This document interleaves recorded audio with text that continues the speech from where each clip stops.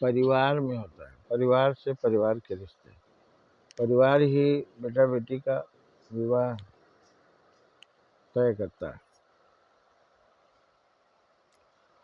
तो एक परिवार छोड़कर लड़की दूसरे परिवार में आती है।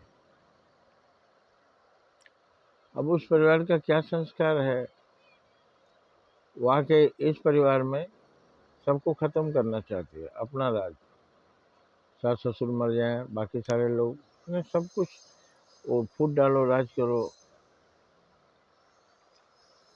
हर वक्त इसी दाव में रहती है कि कैसे हम अकेले हों, या तो अपने पति को भड़का कर उसे परिवार से अलग कर देती है।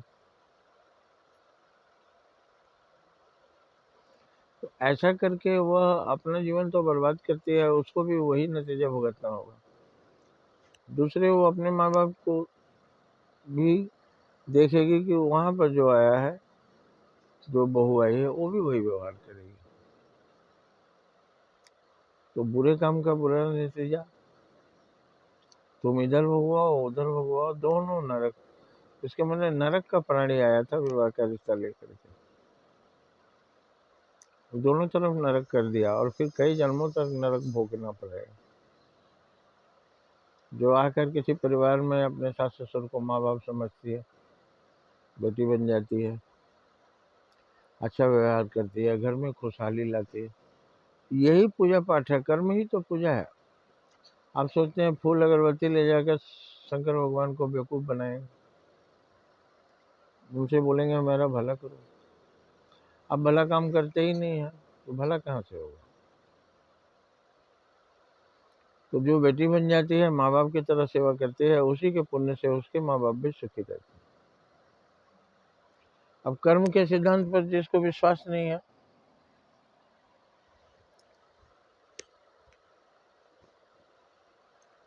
वो कुछ भी करे। लेकिन आपको विश्वास हो या ना हो कर्म के सिद्धांत पर, कर्म के सिद्धांत पर ये सारा विश्व चल रहा है।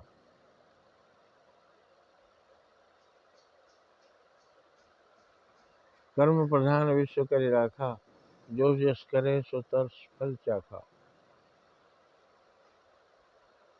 जो बोएगा सो काटेगा, ये जग कर्मों की खेती है।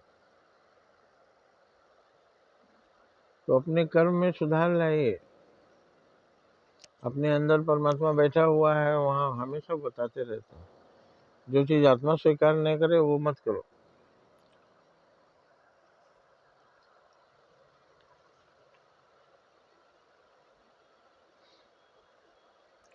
और अगर तुम्हारी आत्मा कहती है कि तुम गलत कर रहे हो, तो तुम्हारी आत्मा ये भी कहेगी कि आगे कोई बड़ा फल तुम भोगने वाले हो।